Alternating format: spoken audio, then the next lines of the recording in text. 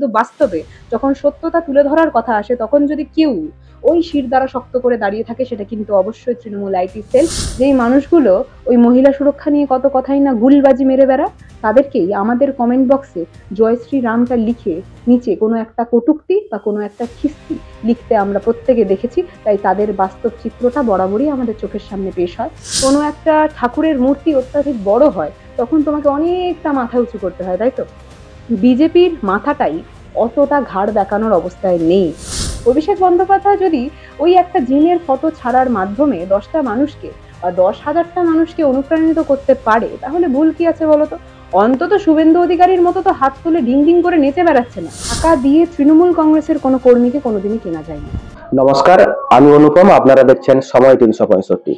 আজ আমাদের মুখোমুখি রাজ্য তৃণমূল কংগ্রেসের আইটি সেলের সাধারণ সম্পাদিকা উপাসনা চৌধুরী।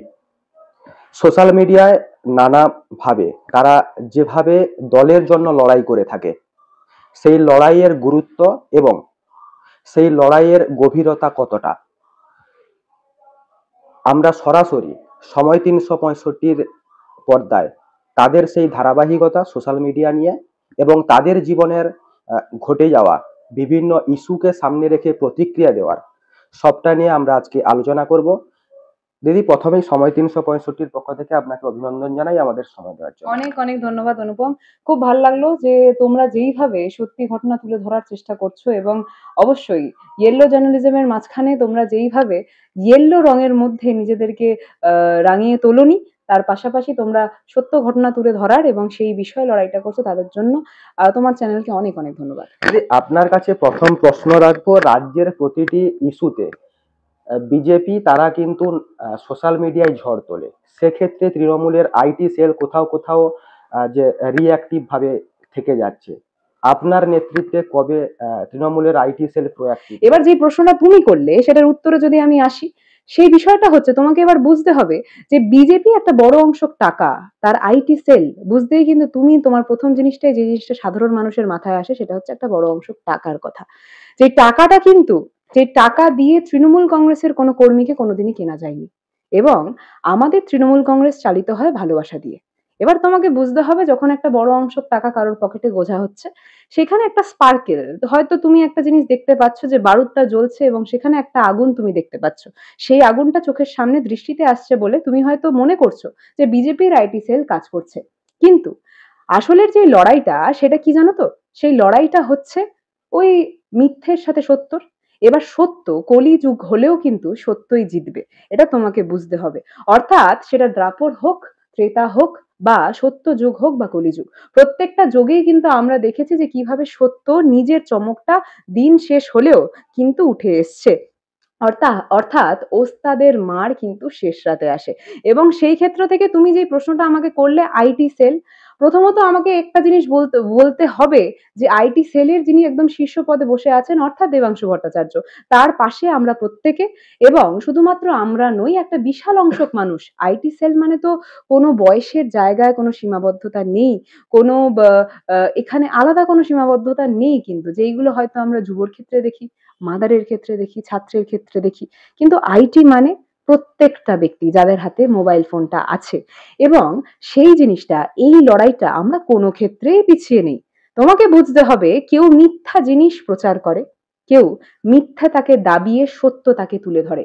আমরা অর্থাৎ তৃণমূল কংগ্রেস আইটি সেল কিন্তু সত্যকে তুলে ধরার লড়াইটা লড়ছি। তুমি যেই সত্য ইনফরমেশনটা খুঁজে পাও, ঠিক সেই জিনিসটাই প্রমাণ করে দেয় যে আইটি সেল কতটাই অ্যাক্টিভ।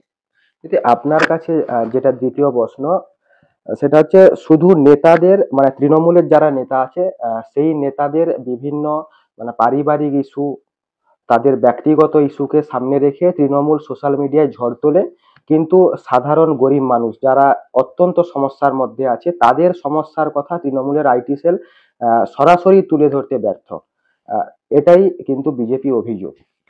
দেখুন, বিজেপি তো কত অভিযোগই না করবে, কিন্তু সেই প্রত্যেকটা অভিযোগ কতটা সত্য সেই জিনিসটা আমাদেরকে বিচার করতে হবে।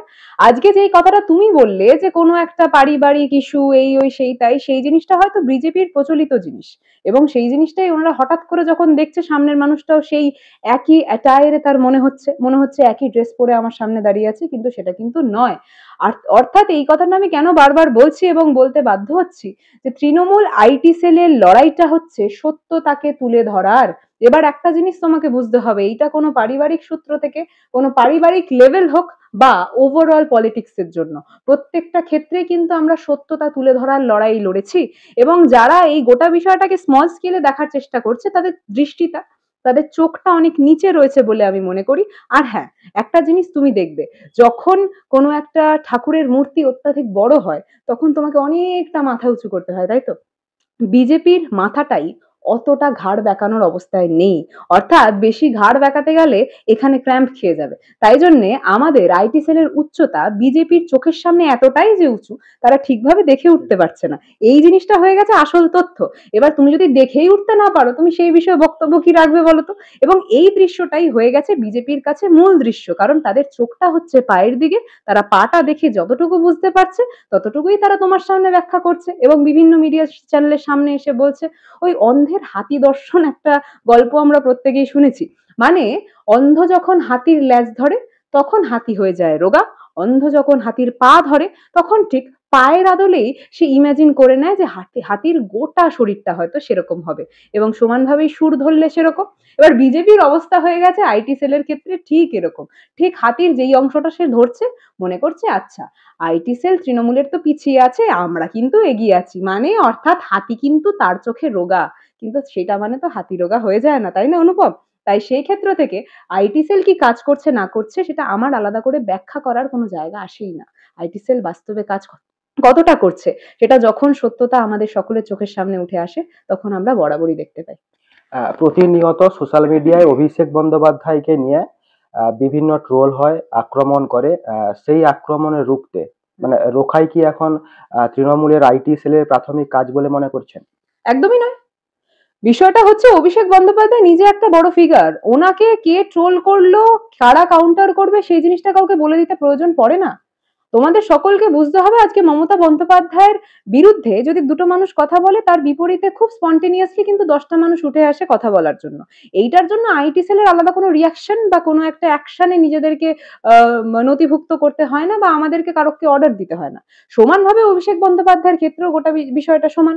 অভিষেক বন্দ্যোপাধ্যায় আজকের দিনে দাঁড়িয়ে যে কটা কাজই করে, প্রত্যেকটা জিনিসই ট্রেন্ডে পরিণত হয়ে যায়। তাই সেই ট্রেন্ডে লোকজন গা ভাসায় স্পন্টেনিয়াসলি। ট্রেন্ড মানে কি? Trend is never created by somebody. বিষয়টা হচ্ছে ট্রেন্ড, যে গোটা বিষয়টা, সেটা যেই মানুষটা করে দিল, সেটা তার পরবর্তীতে তার ফলোয়াররা যখন ফলো করছে, that is automatically called as a trend বা মেনশনড অ্যাজ এ ট্রেন্ড। তো আজকে অভিষেক বন্দ্যোপাধ্যায় যদি যেই জিনিসটাই করছে, যেমন উনি জিমের একটা ছবি ছেড়েছিলেন, ওই জিনিসটা আজকে ট্রেন্ডে দাঁড়িয়েছে। আজকে দেখতে পাচ্ছি বিভিন্ন নেতারা জিমে গিয়ে ছবি ছাড়ছে, বা বিভিন্ন ইউথ। এবং এই জিনিসটাকে আমি অন্তত সমর্থন করি। কেন? কারণ যখন সামনের মানুষটা, যেই মানুষটাকে আমি অনুপ্রেরণা হিসাবে দেখি, সেই মানুষটা ভালো কাজ করছে, অর্থাৎ জিমে যাওয়া, নিজের শারীরিক ক্ষেত্রে সচেতন হওয়া, এটা তো আজকে আমাদের সকলের ভীষণভাবে দরকার। অভিষেক বন্দ্যোপাধ্যায় যদি ওই একটা জিমের ফটো ছাড়ার মাধ্যমে 10টা মানুষকে বা 10,000টা মানুষকে অনুপ্রাণিত করতে পারে, তাহলে ভুল কি আছে বলতো? অন্তত শুভেন্দু অধিকারীর মতো তো হাত তুলে ডিং ডিং করে নেচে বেড়াচ্ছে না, বা মিথ্যা কথা মিথ্যা তথ্য বিভিন্ন মিডিয়া চ্যানেলের সামনে বলে বেড়াচ্ছে না। তাই আমরা সত্যি গর্ববোধ করি যে এরকম লোকজনরা আমাদের নেতা, আমাদের নেত্রী। তাই সেই ক্ষেত্রে দাঁড়িয়ে আমাদের অন্তত কাউকে ইনস্ট্রাকশন দিতে লাগে না যে অভিষেক বন্দ্যোপাধ্যায়ের ব্যাপারে দুটো মানুষ এই জিনিসটা বলছে, তুমি 4টে মানুষকে নিয়ে যাও না। এই জিনিসটা বিজেপির নিজেদের অন্দরমহলে হয়, এবং সেই জন্যেই আমাদের কমেন্ট বক্সে বিভিন্ন লোকজনদেরকে বেশ কত কথাই না বলতে শুনি, কত কমেন্টই না করতে শুনি, যেই মানুষগুলো ওই মহিলা সুরক্ষা নিয়ে কত কথাই না গুলবাজি মেরে বেড়ায়, তাদেরকেই আমাদের কমেন্ট বক্সে জয় শ্রী রামটা লিখে নিচে কোনো একটা কটূক্তি বা কোনো একটা খিস্তি লিখতে আমরা প্রত্যেকে দেখেছি। তাই তাদের বাস্তব চিত্রটা বরাবরই আমাদের চোখের সামনে পেশ হয়। তাদের মুখ থেকে এই জ্ঞান আমাদেরকে অন্তত শুনতে হবে। দিদি, আরজি কর থেকে কসবা ল কলেজ ইস্যুতে আপনাদের যে আইটি সেল তারা বিভক্তভাবে ব্যাখ্যা দিচ্ছে, এটা কেন আপনারা আটকাতে পারছেন না? প্রথমত বিষয়টা হচ্ছে বিভক্ত কথাটাই এখানে ভুল উল্লেখিত হলো বলে আমি মনে করি, কারণ আইটি সেল সেই ব্যাখ্যাটাই দিচ্ছে যেটা বাস্তব চিত্র। যে কসবার কথা তুমি বলছো সেই কসবা আমার বাড়ি থেকে 4 কিলোমিটার থেকে 5 কিলোমিটার হবে, আমি মুকুন্দপুরে বাস করি সেখান থেকে। এবার বিষয়টা হচ্ছে শুধুমাত্র সেটা কেন, যদি আমি আরজিকরের ক্ষেত্রেও একটু যাই, আপনি তোমাদের সকলকে একটু মনে করিয়ে দেওয়া ভীষণভাবে জরুরি যে আরজিকরকে নিয়ে যখন জাস্টিসের লড়াই হচ্ছিল তখন কিন্তু সেই কণ্ঠস্বরের মধ্যে আমাদের প্রত্যেকের কণ্ঠস্বর যুক্ত ছিল, কিন্তু সেই বিষয় থেকে যখন টেনে টুনে রাজনৈতিক বিষয় নিয়ে আসা হলো, অর্থাৎ একটু আপনাদের সকলকে মনে করিয়ে দেওয়া জরুরি যে প্রত্যেকটা তথ্য ওই বলছি, ওই ভয়েস ক্লিপটার কথা মনে আছে তো তোমাদের?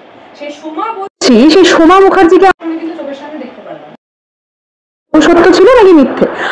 মূলত মেন জায়গাটা কোথায় আসছে জানো, যখন এই সোমা বলছি, সোমা মুখার্জি সেই যে সেন্সিটিভ সময়টার মধ্যে এই ভয়েস ক্লিপ গুলো ছড়াচ্ছে বিভিন্ন so call responsible media channel. আমাদের প্রশ্নটা হচ্ছে সেই প্রত্যেকটা মিডিয়া চ্যানেলদের উপরও, আমাদের প্রশ্নটা সেই প্রত্যেকটা ব্যক্তির উপর যারা শুধুমাত্র নারী সুরক্ষার কথা বলে কিন্তু সেই ভিড়ের মাঝে সুন্দর নারীকে সেখানে দেখতে পাই। আমাদের প্রশ্নটা সেই প্রত্যেকটা ব্যক্তির উপর, শুধুমাত্র তাই কেন তন্ময় ভট্টাচার্যের একটা ঘটনা ঠিক সেই সময় আমাদের চোখের সামনে উঠে আসে। 4টে স্তম্ভের মধ্যে একটা স্তম্ভ যাদেরকে আমরা প্রত্যেকে বলে থেকেছি, অর্থাৎ তোমরা যেই ডিজিটাল মিডিয়া থেকে শুরু করে যেই মিডিয়ারা রয়েছে, সেই মিডিয়ার একটা বোনের গায়ে যেভাবে আঘাত করা হয়েছিল, সেই জিনিসটা কি তুমি মনে করো আরজিকর? অর্থাৎ যেই বিষয়ে আমরা প্রত্যেকে লড়েছিলাম, আমি আবারও মেনশন করছি, আমরা প্রত্যেকে লড়েছিলাম যে আমাদের বোনরা যাতে ভালো থাকতে পারে, যাতে বোনদের গায়ে কোনো আঘাত না পড়ে, সেই লড়াইটা যখন আমরা লড়ছিলাম, সেই লড়াইয়ের মধ্যে রাজনৈতিক রুটি শেখার ক্রমাগত চেষ্টা যারা করেছে, উদাহরণে ডিওয়াইএফআই, উদাহরণে বিজেপি, উদাহরণে সিপিএম, ঠিক সেই সময় যদি কেউ সত্যতার জন্য লড়াই করে থাকে, সত্য চিত্র বরাবরই লোকের চোখের সামনে তুলে ধরার চেষ্টা করে থাকে, সেটা আর কেউ না, সেটা কিন্তু তৃণমূল আইটি সেল। এবং যেই কথাটা তুমি বললে, তৃণমূল আইটি সেল বরাবরই সেই সত্য তথ্যটা ছেকে আপনাদের সকলের সামনে পর্যন্ত রাখার চেষ্টা করেছে এবং এই লড়াইটা আমাদের বরাবরই থেকেছে। এটা আগামী দিনেও যখন কসবা ল কলেজ আমাদের চোখের সামনে উঠে আসে, ঠিক সেই সময় যখন বিজেপিরা ক্রমাগত ক্ষেত্রে আমরা দেখতে পাচ্ছি সেখানে সামনে দাঁড়িয়ে বিজেপি এবং সিপিএম, অর্থাৎ ডিওয়াইএফআই, সিপিএম এবং বিজেপিদের রীতিমতো তাদের মধ্যে হাতাহাতি হচ্ছে যে আমি আগে যাব, না হলে মিডিয়া ফুটেজটা আমি পাচ্ছি না, আরে তুই সর পিছনে, আমি আগে না গেলে কিন্তু আমার বস আমার কাছ থেকে টাকাটা কেটে নেবে, এই লড়াইটা হচ্ছে। ঠিক সেই সময় যদি কেউ সত্যতার লড়াই লড়ে থাকে, সেটা কিন্তু তৃণমূল কংগ্রেস। এই জিনিসটা তোমাদের সকলকে বুঝতে হবে এবং আমার ক্ষেত্রে অন্তত আমার মুখ থেকে যদি তুমি কোনো বক্তব্য চাও, এই ক্ষেত্রে আমার স্ট্যান্ড অত্যাধিক ক্লিয়ার। তৃণমূল কংগ্রেসকে অর্থাৎ আইটি সেলকে তুমি হয়তো চোখের সামনে যে কথাটা তুমি মেনশন করলে যে হাঁটতে ঘুরতে বেড়াতে চা খেতে বা গুলগপ্প মারতে হয়তো তুমি শুনবে না বা দেখবে না, কিন্তু বাস্তবে যখন সত্যতা তুলে ধরার কথা আসে তখন যদি কেউ ওই শির দ্বারা শক্ত করে দাঁড়িয়ে থাকে, সেটা কিন্তু অবশ্যই তৃণমূল আইটি সেল। যেই আইটি সেলের অংশ হয়ে আমি নিজেকে সত্যি গর্ববোধ করি এবং এই আইটি সেলের অংশ শুধুমাত্র আমি নই, শুধুমাত্র আমাদের 32 বা 34 জন অর্থাৎ স্টেট কমিটিরা নয়, প্রত্যেকটা ব্যক্তি যাদের হাতে এই মোবাইল ফোনটা আছে এবং যারা এই মোবাইল ফোনটাকে ঠিকভাবে ব্যবহার করে, সত্যতা তুলে ধরার জন্য ব্যবহার করে, ওই সোমা মুখার্জির মিথ্যাচার, মিথ্যা ভয়েস ক্লিপটার বিরুদ্ধে কণ্ঠ তুলে কোনো একটা ভিডিও বানানোর জন্য ব্যবহার করেছে, তারা প্রত্যেকে আইটি সেলের প্রতিনিধি এবং সেই জন্য সেই প্রত্যেকটা মানুষকে তোমার চ্যানেলের মাধ্যমে আমি একটা স্যালিউট জানাতে চাই, কারণ এই লড়াইতে আমরা একা নই, আমরা সকলে একসাথে রয়েছি। সত্যতা তুলে ধরার লড়াইতে আবারও কিন্তু কলিযুগেও সত্যেরই জয় হবে। তৃণমূলের আইটি সেল যুক্তি তর্কের বাইরে বেরিয়ে রোল নিয়ে বেশি ব্যস্ত থাকে, এমনটাই কিন্তু অভিযোগ হচ্ছে। দেখুন, কথাটা হচ্ছে ট্রোল হোক বা যুক্তিতর্ক, প্রত্যেকটা ক্ষেত্রে আইটি সেল সেখানে উপস্থিত আছে এবং তাই জন্যই তোমার আজকে আমার এখানে উপস্থিত হওয়া, এই জিনিসটা তো তুমি অস্বীকার করতে পারবে না, কারণ যুক্তি দিয়ে কথা বলা হোক বা ট্রোল কাউন্টার করা হোক, পুরো জিনিসটাই কিন্তু আইটি সেলের কাজের মধ্যে পড়ছে, এইটুকুনি তোমার কাছে ক্লিয়ার। এবার ব্যাপারটা হচ্ছে যুক্তি দিয়ে কথা বলা হচ্ছে বলেই তোমার মতো বিভিন্ন মিডিয়া চ্যানেলেরা আমাদের বিভিন্ন লোকজনদের সাথে যুক্ত হওয়ার চেষ্টা করছে বা আমাদের ইন্টারভিউ নেওয়ার চেষ্টা করছে, এটা একটা স্পষ্ট উত্তর এটা। এবং দ্বিতীয় কথাটা যেটা তুমি বললে ট্রোল কিন্তু কিছু ক্ষেত্রে কাউন্টার করা জরুরি। অর্থাৎ আমি যদি দেখি কোনো একটা ব্যক্তির মুখটাকে বিকৃত করে কোনো একটা নোংরা ক্ষেত্রে তারা রেখে এই নিম্ন রাজনীতি করার আমাদের সাথে চেষ্টা করছে, তখন সেটার বিপরীত প্রক্রিয়া হয়ে দাঁড়ানোটাও কিন্তু আমাদের সকলের কর্তব্য।